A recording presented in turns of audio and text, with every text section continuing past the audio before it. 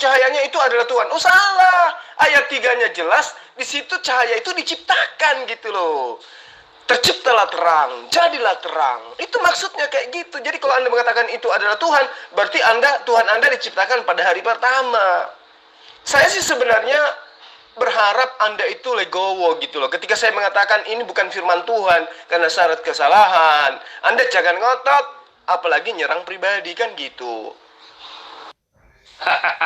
Otakmu lagi nggak ada lagi, Jul. Ya, Jul, masa Tuhan lu atur? Tuhan itu terang, dalam suasana gelap pun dia bisa terang.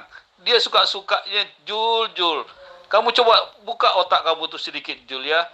Tuhan tuh tidak terbatas oleh waktu, tidak terbatas oleh jarak, tidak terbatas oleh apapun di dunia ini. Dia suka-suka dia lah, Jul. Itulah dicatat oleh Musa, Jul, diceritakan, Jul. Jadi kamu nggak boleh protes apapun, Jul, ya. Secara alam sudah benar dia. Kamu makanya, Jul, kamu ini kekurangan kamu, ya. Ketika orang bertanya, kamu nggak mau, padahal ilmu kamu kayaknya sih nggak ada. Ilmu kamunya ilmu bertanya. Ya, Jul, ya. Makanya saya bilang sama kamu, saya tidak takut lawan siapapun, ya. Apalagi kamu sama kayak anak SD buat saya, Jul. Nggak lebih daripada itu, Jul. Saya kasih pengertian sama kamu. Kenapa matahari dan itu diciptakan? Matahari itu supaya ada malam dan terang. Makanya matahari diciptakan. Gitu untuk matahari itu diciptakan. Bukan untuk penerangan awalnya, Jul. Kemana sih kamu? Cara kamu berpikir nggak masuk akal kamu, Jul. Kamu pulang Ustadz. Kasihan tuh murid-murid kamu tuh. Ya, bawa gurunya kayak begini nih. Aduh, gurunya ini kurang ilmu, berarti harus ditambah ilmu apa lagi nih sama kamu harus ditambah nih, ilmu pengertian kayaknya, Jul. Kalau kita sedang berbicara mengenai Tuhan, ya kita sepakat kalau mengenai Tuhan itu menguasai siang, Tuhan itu menguasai malam. Tapi ini katamu ayat kitab yang sedang menceritakan tentang proses penciptaan alam semesta. Penciptaan alam semesta, bukan penciptaan Tuhan semesta. Paham enggak? Situ sendiri yang mengatakan kok, kitab Kejadian itu adalah kitab yang menceritakan tentang proses terciptanya alam semesta. Loh, kok kamu sambung-sambungkan kepada Tuhan, pribadi Tuhan? Itu tidak ada kaitannya karena ini bercerita tentang alam semesta. Nah, ketika Anda mengatakan bahwa ini adalah firman Tuhan, maka Anda harus membuktikan bahwa benarkah bisa terjadi siang dan malam sementara sumber matahari, sumber cahayanya belum ada. Yang menyebabkan terjadinya malam apa? Matahari bukan? Yang menyebabkan terjadinya siang apa? Matahari bukan? Nah, matahari belum diciptakan. Kok ada siang dan malam? Tuh, itu gimana ceritanya? Kemudian kamu mengatakan, itu kan Tuhan yang menciptakan matahari, menciptakan terang. Betul, Tuhan yang menciptakan terang, Tuhan yang menciptakan malam. Tapi semua itu tercipta karena adanya proses matahari dan bulan, matahari dan bumi. Pergerakan yang dilakukan kedua benda inilah yang kemudian menciptakan, yang menjadikan terjadinya siang dan malam. Masa kamu nggak tahu sih? Jadi gimana ceritanya ya? Atau gini aja deh, kamu rehat dulu, panggilkan temanmu yang bisa diajak berdiskusi tanpa menghujat pribadi gitu loh. Ya, karena saya hanya menjabarkan apa yang ada dalam kitab yang Anda ambil dari agama Yahudi, kan gitu. Pada mulanya Allah menciptakan langit dan bumi. Nah, pada mulanya menciptakan langit dan bumi. Ini proses penciptaan loh. Pada mulanya Allah menciptakan langit dan bumi. Jadi kalau Anda mengatakan itu bercerita tentang kuasanya Tuhan, terang itu adalah Tuhan, itu sudah menyalahi daripada apa yang dinyatakan di dalam ayat pertama. Pada mulanya Allah menciptakan langit dan bumi. Ini berarti bercerita tentang proses terciptanya langit dan bumi, sehingga ada siang dan malam. Jadi ini kebalik. Dalil-dalil yang ada dalam kitab Kejadian ini kebalik. Itu yang harus kamu revisi daripada kamu berbicara seperti orang yang tidak waras gitu loh. Mengaku sesuatu yang tidak sesuai dengan akal sehatmu sendiri. Karena saya yakin kalau kamu sehat, pasti kamu akan mengatakan, iya ya, kok ayatnya kayak gini ya? Ah udahlah, imani aja. Kan gitu. Ini topiknya Pak Pangeran. Ayat penciptaan alam semesta. Berikut isinya di kejadian itu. Topiknya adalah ya, di ayat pertama itu tidak sesuai dengan sains, tidak sesuai dengan ilmu pengetahuan. Artinya tidak masuk akal. Langit dan bumi sudah terang, langit dan bumi sudah terang, matahari dan bulan belum diciptakan. Nggak ada yang bisa menjawab. Apa yang menerangi kedua ini, langit dan bumi ini, sedangkan matahari dan bulan belum diciptakan. Di sini titik masalahnya. Tidak sesuai dengan sains dan ilmu pengetahuan. Artinya ayatnya gagal total. Bukan Allah yang salah, ayatnya yang gagal total. Siapa yang menulis ini ayat? Itu yang Pak Pangeran harus bicarakan secara intern. Biar nggak jadi bumerang seumur hidup. Ono loh Pak Pangeran. Pak Zulkifli sebagai dokter yang pintar, ya. Sekali lagi saya kasih tahu Pak Zulkifli, janganlah mendakwa Tuhan, ya.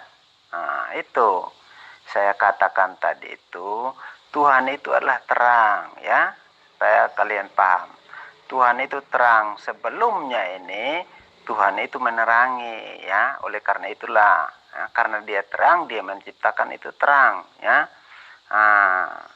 Begitu. Jadi dia menciptakan terang. Untuk bisa membedakan, ya, siang dan malam, Tuhan menciptakan matahari, ya, bulan dan bintang, ya, begitu. Jadi terang itu, ya, bisa diketahui, ya, yaitu siang adalah ada matahari yang menerangi, malam bulan dan bintang menerangi. Itu Pak Zulkifli, ya. Kalau Tuhan bukan terang, ya, bagaimana dia bisa melihat semua ciptaannya? Ya dia harus tahu dulu terang, dia sendiri adalah terangnya, oke? Untuk menerangi dunia. Tetapi ketika sudah selesai semuanya, terang itu tinggal menerangi hati manusia. Ya itulah yang dimaksud sehingga orang tahu itu ada kasih, sukacita, ya, damai sejahtera. Itulah terang yang menerangi dunia tadi itu masuk ke dalam hati manusia. Begitu Pak, yaitu jadi terang yang sesungguhnya, yang sebelumnya itu, yang terang yang sesungguhnya itu, yang bukan ciptaan, itulah yang menerangi manusia, oke? Kok saya mendakwai Tuhan? Situ Tuhan. Jadi gini bro, kamu jangan menyalah-nyalahkan Tuhan ketika menemukan kitab yang Anda ambil dari agama lain itu salah menurut akalmu. Jangan. Ini saya tidak sedang membahas tentang Tuhan. Ini membahas keotentikan ayat di dalam kitab yang kamu ambil dari agama lain. Paham enggak? Saya tidak sedang mencobai Tuhan. Yang saya sedang cobai ini adalah dalil-dalil yang ada di dalam kitab yang kamu ambil dari agama lain. Itu yang perlu kamu paham. Kamu katakan terang itu adalah Tuhan. Oke, tetapi apa kaitannya dengan dalil ini?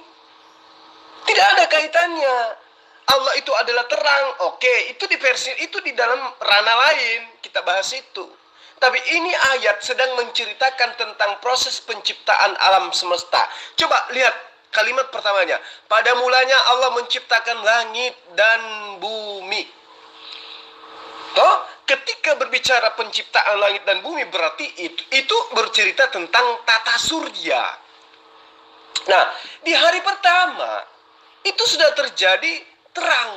Diciptakan oleh Tuhan itu terang. Hari pertama diciptakan, Tuhan itu menciptakan gelap. Nah, kalau terang yang ada di ayat pertama ini kau sebut Tuhan, lalu gelap itu kau sebut apa? Jadi nggak nyambung-nyambung antara asumsi Anda dengan dalil yang ada di dalam kitab yang Anda ambil dari agama lain ini. Berfirmanlah Allah, jadilah terang. Nah, kalau terang itu adalah Tuhan, berarti di ayat ini Allah menciptakan Tuhan. Iya toh? Gimana Anda mau memaksakan bahwa di situ adalah terang? Oke, Tuhan itu adalah terang.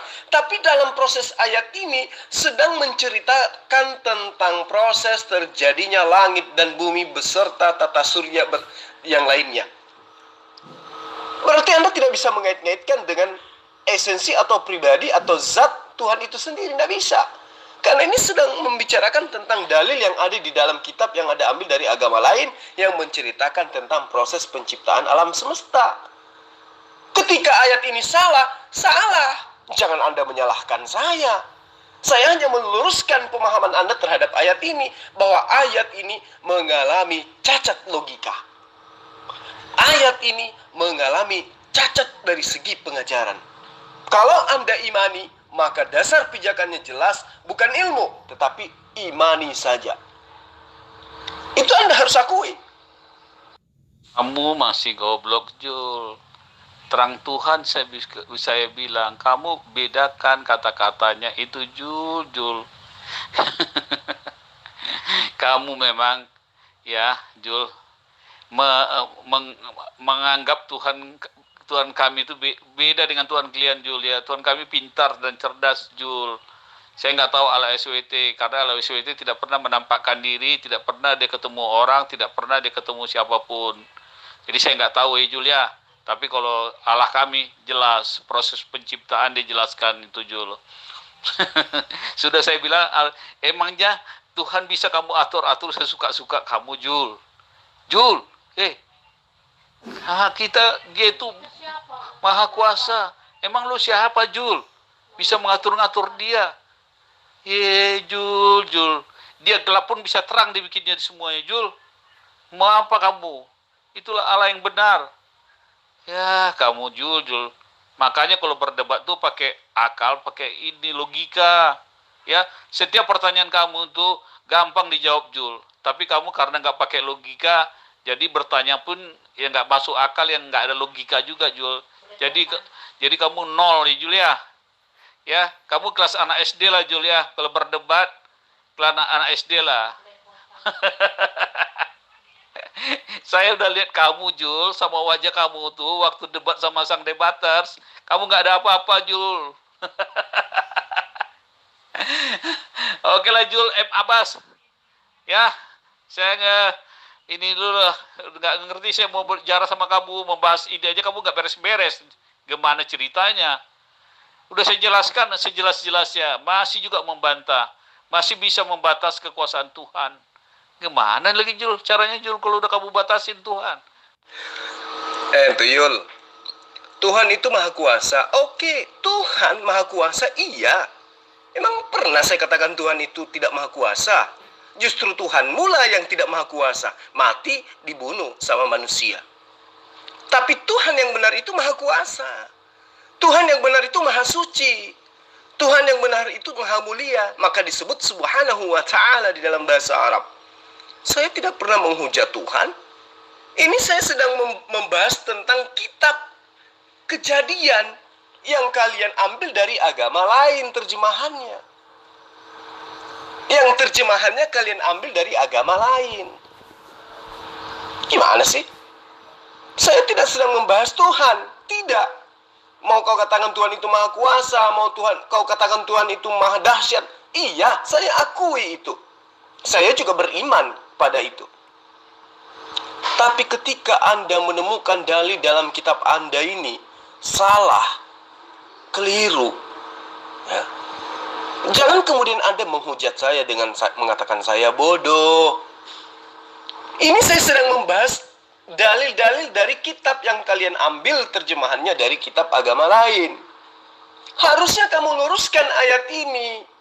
Jangan malah kamu larikan kepada esensi Tuhan. Apalagi menghujat pribadi seseorang. Iya kan? Kan dalilnya jelas. pada mulanya Allah menciptakan langit dan bumi. Tuh, berarti apapun yang ada di dalam kitab Kejadian ini, terkhusus kepada sampai ayat 19, itu menceritakan tentang alam semesta. Makanya muncul pertanyaan ketika proses penciptaan alam semesta ini nampak di dalam susunan-susunan ayat ini ada yang tidak sinkron, tidak sesuai, tidak ilmiah, bertentangan dengan sains. Terjadi siang dan malam pada hari pertama. Matahari belum diciptakan pada hari pertama. Matahari diciptakannya pada hari keempat. Kayak mana pula bisa ada siang dan malam kalau mataharinya belum tercipta. Jadi bukan Tuhannya yang error. Penulis kitab Anda yang hanya terjemahan inilah yang error. Paham tidak Anda? Oh, itu Anda tidak paham lagi ya. Itu yang terang yang dibilang jadilah terang. Itu ciptaan ya. Bagaimana Allah seandainya kalau Allah itu bukan terang? Bagaimana dia melihat ciptaannya ketika dia menciptakan tata surya? Nah itulah ya. Dia sendiri yang menerangi ya ketika dia menciptakan langit dan bumi. Semuanya itu gelap, roh Allah itu melayang-layang ya di atas air. Ya dalam samudera raya masih gelap semua ya. Tetapi karena dia Allah, dia bisa menciptakan itu langit dan bumi. Lalu itu menurut manusia itu gelap ya. Jadi kalau Allah itu tidak ada yang gelap ya. Begitu Pak, menurut ceritanya kepada manusia. Makanya Tuhan itu menciptakan duluan itu terang ya. Anda bilang ganjal, seharusnya matahari lebih dahulu sehingga ada terang ya. Tapi itu kan maunya Tuhan dong ya.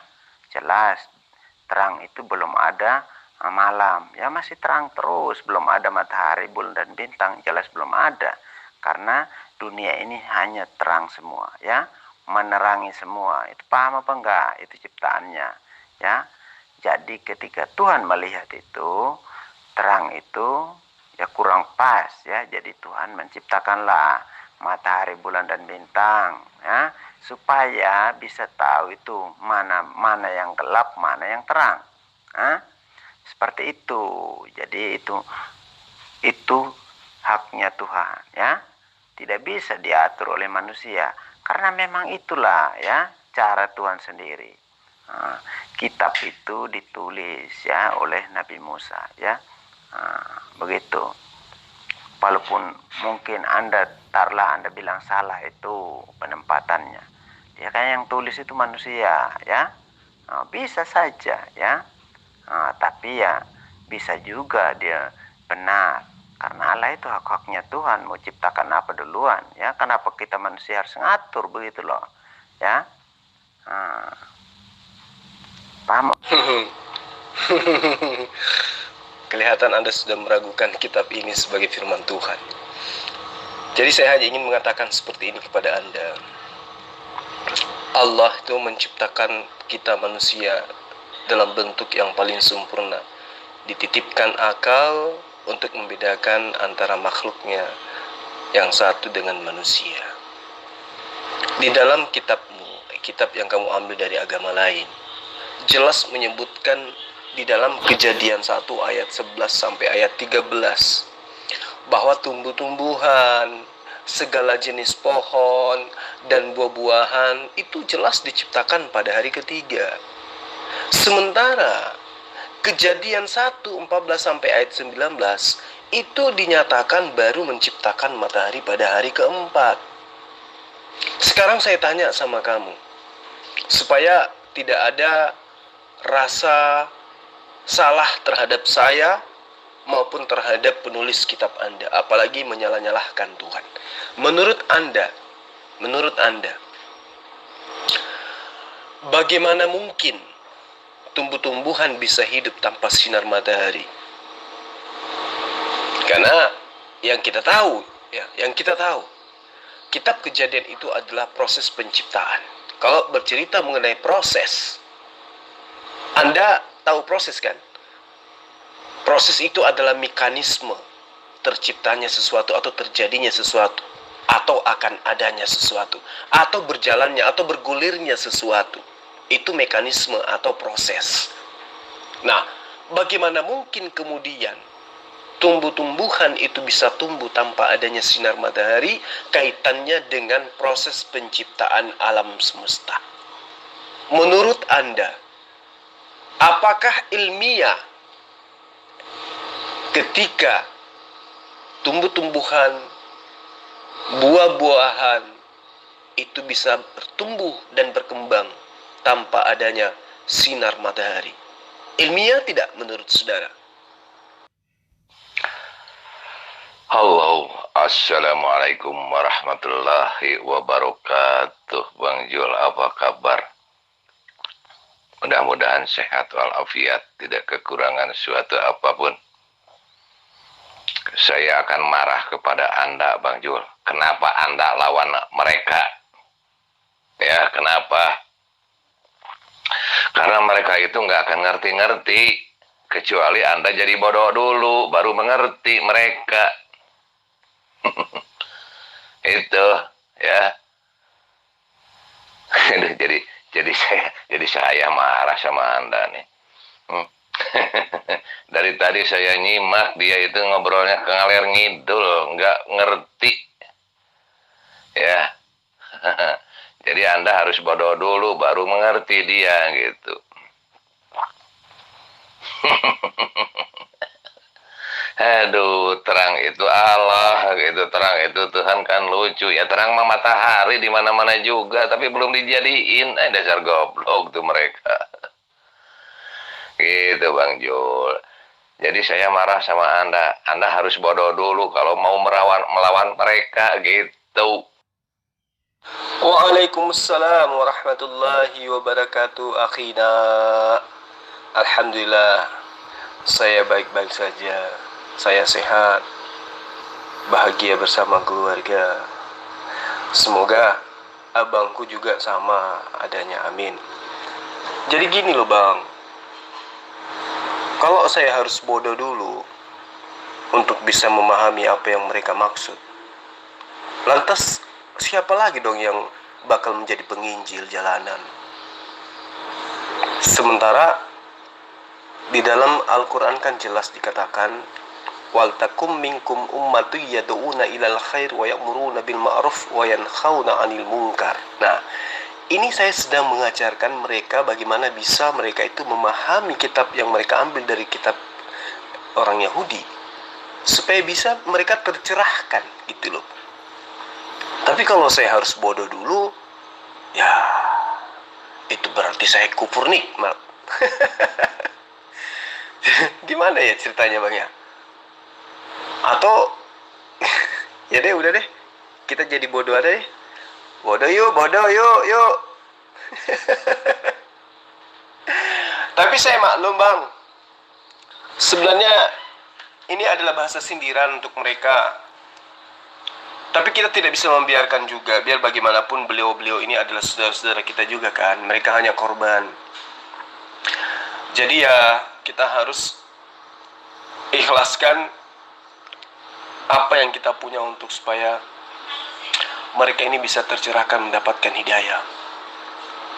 Karena hidayah itu adalah hak setiap makhluk Tuhan.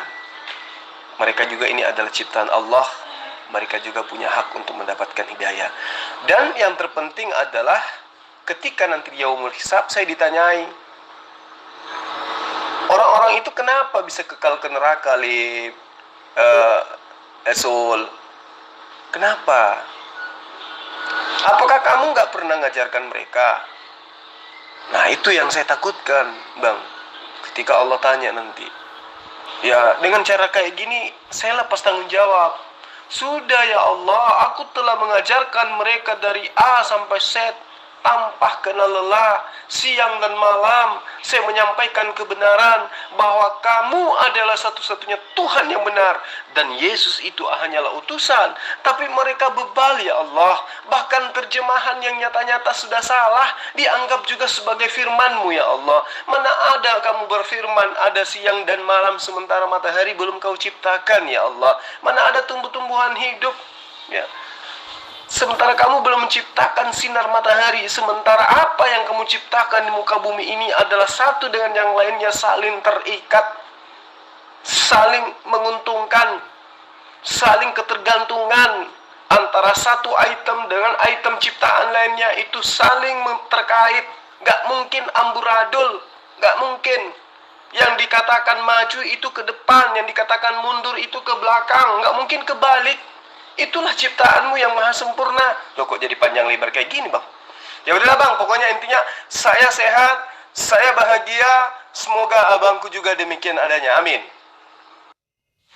Saya itu tidak pernah menyalahkan penulis ya. Saya itu berkata tadi karena Anda mengkritik ya. Kalau apa yang Anda katakan itu manusia yang tulis ya. Bukan buku seperti Quran ya. Dihafal langsung ada, bukan ya. Itu yang tulis, oke? Begitu Pak. Jadi berbeda ya. Quran pun ya hanya satu ayat, di ayat lain lah baru turun lagi ya, sama juga itu, bukan sesuai dengan ceritanya ya. Kalau kita mengkritik Alkitab masing-masing ya, banyak kekurangannya malah Quran ya. Begitu Pak. Jadi apapun yang diciptakan Allah ya, dia mau duluankan yang mana itu urusannya Tuhan. Saya sudah bilang tadi dari awal ya. Itu haknya Tuhan. Janganlah kita mengatur Tuhan ya. Kita manusia ini tidak berhak untuk mengatur Tuhan. Kita hanya bersyukur. Dia mau contohnya Allah menciptakan itu pada hari apa saja ya. Kita wajib bersyukur, menerimanya saja ya. Memang gitulah kita manusia. Kalau dingin minta panas. Kalau panas, oh kenapa tidak hujan-hujan ya. Aduh kepanasan ya. Begitulah manusia itu tidak pernah puas ya, berusaha untuk menghakimi Tuhan ya. Kenapa yang kau menciptakan pada hari ini kok kebalik ya? Kenapa tidak harus hari ini? Kenapa tidak harus hari Senin? Kenapa harus ciptakan hari Selasa? Begitu contoh itu ya. Begitu manusia, paham saya, tidak apa-apa lah ya. Tapi yang paling utama itu jangan sampai kita mengimani bukan Tuhan yang benar ya. Harus mengimani 100% Tuhan. Begitu loh. Itu saja intinya ya. Kalau kita sampai mengimani Tuhan yang tidak menuntun kepada orang yang jalan kebenaran, ya itu semua dunia ini akan mati semua ya Pak Kepler. Saya udah berulang kali sampaikan, ini saya tidak lagi sedang protes kepada Tuhan. Saya tidak sedang menyalah-nyalahkan Tuhan, tidak. Saya hanya ingin menyadarkan kamu tentang ayat-ayat yang tidak merupakan firman Tuhan. Ini bukan firman Tuhan ini, bukan. Saya pastikan bukan, karena Tuhan tidak mungkin ada kesalahan pada dirinya, nggak mungkin. Ya, kalau dipaksakan, maka itu adalah hantu. Karena Tuhan itu maha suci. Iya toh, Tuhan itu maha kudus. Mustahil ada padanya kesalahan apalagi kekeliruan. Nggak mungkin. Itu bukan Tuhan namanya, itu hantu atau tuyul. Jadi Anda jangan kemudian ketika menemukan kitab yang Anda ambil dari agama lain ada salah, kemudian saya meluruskan, kemudian Anda mengatakan saya menyalah-nyalahkan Tuhan. Tidak. Yang salah ini sebenarnya siapa? Kitab terjemahan yang kamu ambil dari agama lain, itu yang salah.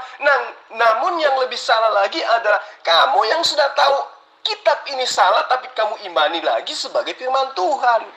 Sesalah-salahnya penulis, kamu lebih salah. Sesesat-sesatnya penulis, kamu lebih sesat. Setuyul-tuyulnya pengarang kitab ini, si itu lebih tuyul. Karena sekarang zaman modern, 2020, manusia sudah serba canggih, diberikan akal, diberikan mata, diberikan telinga untuk mendengar, untuk melihat, untuk menelaah, ikra, membaca, dan seterusnya.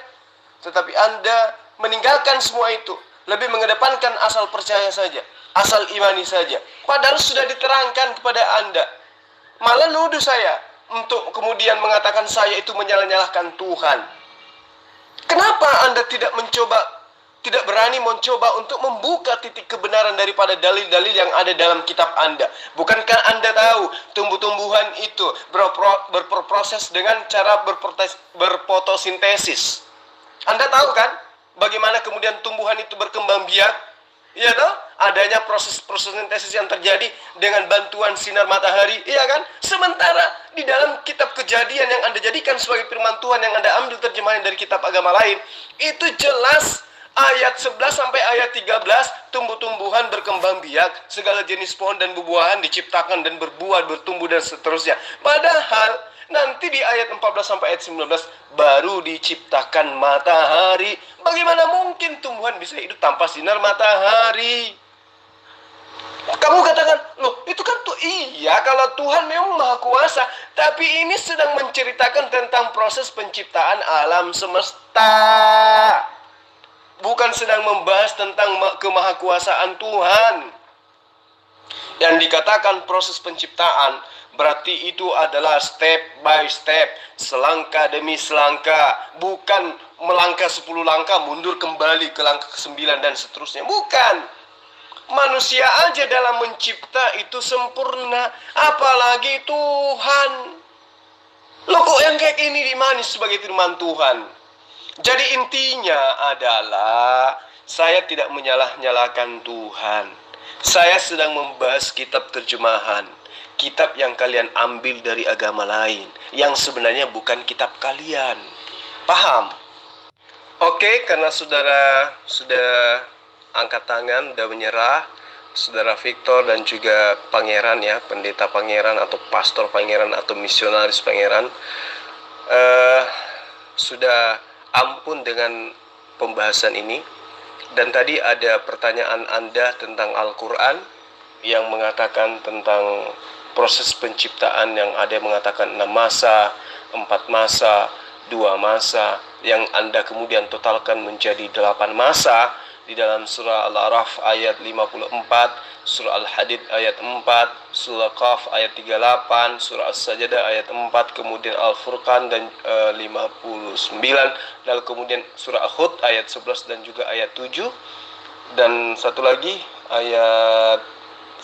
surah Yunus ayat 3, itu ya. Nah, bagaimana kemudian Anda memahami bahwa Al-Quran menyatakan proses penciptaan itu 8 hari? Saya gini, sederhananya gini, karena ini adalah materi yang saya sudah sering saya bahas di beberapa forum, dan sangat sederhana untuk menyatakan itu secara gamblang, tapi memang harus betul-betul didasari dengan pemahaman yang tingkat tinggi. Nah, karena saya tahu Anda tidak memiliki itu, sedangkan memahami kitab yang Anda ambil dari agama lain aja Anda susah, apalagi membahas tentang kitab Al-Quran yang syarat dengan ilmu. Nah, untuk menjadikan Anda lebih paham, saya kasih analogi lagi. Analogi saja supaya Anda itu lebih paham. Gini, jika seorang tukang bangunan mengatakan bahwa ia akan membangun sebuah gedung, dan ia akan membangun pagar di sekitar bangunan itu dalam waktu 6 bulan, dan setelah menyelesaikan proyeknya, ia memberikan gambaran yang lebih rinci dengan menjelaskan bahwa ruang bawah tanah bangunan ini dibangun dalam waktu 2 bulan, sedangkan gedungnya sendiri membutuhkan waktu 4 bulan, lalu kemudian temboknya dibangun dalam waktu 3 bulan, kemudian atapnya dibangun dalam masa 2 bulan, kemudian lantainya dan plafonnya diselesaikan dalam masa 3 bulan, lalu kemudian tamannya diselesaikan dalam masa 1 bulan, lalu kemudian apalagi toilet-toiletnya, kamar-kamarnya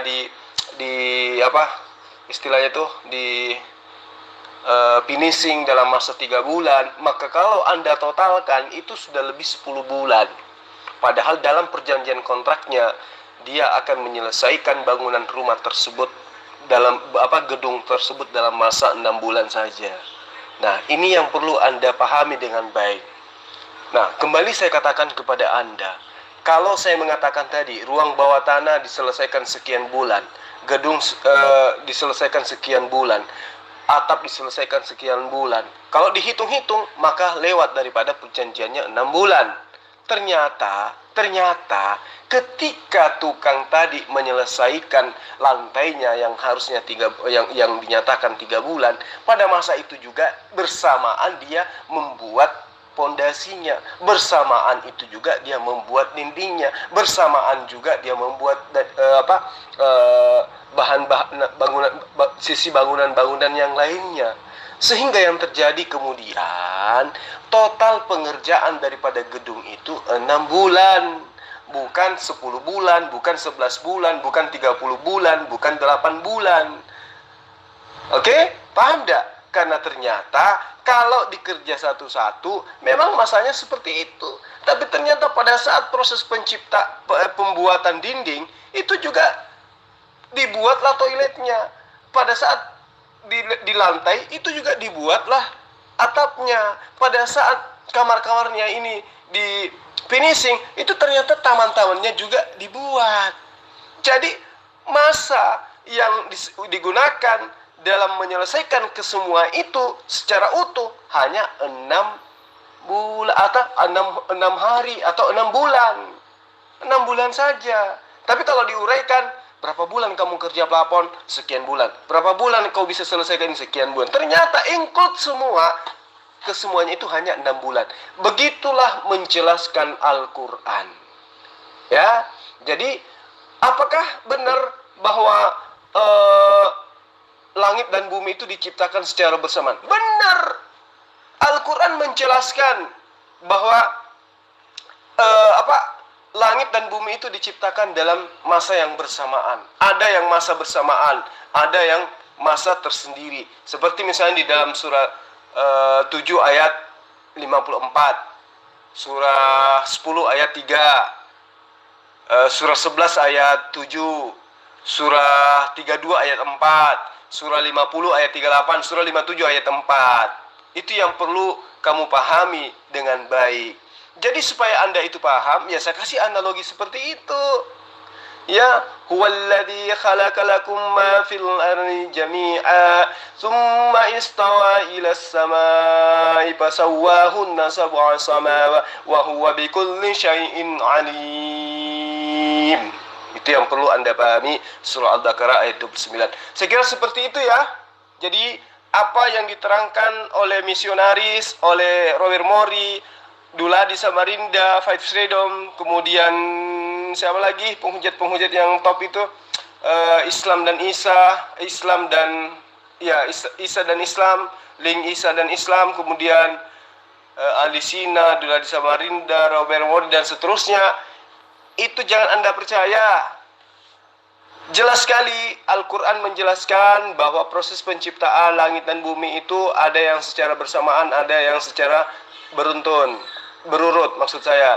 Jadi apa yang diterangkan di dalam surah Al-Araf, kemudian surah Yunus, Hud, kemudian Al-Hadid, surah Al-Kahf, As-Sajdah, Al-Furqan, kamu jangan pahami berdasarkan apa yang diterangkan oleh umat terjemahan senior-seniormu.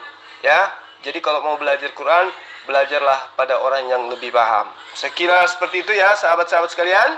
Karena para pendeta ini sudah hancur lebur, menurut saya udah pada kabur, hanya tinggal menghujat saya aja secara pribadi. Maka saya pamit undur diri. Salam satu Tuhan dari saya. Assalamualaikum warahmatullahi wabarakatuh.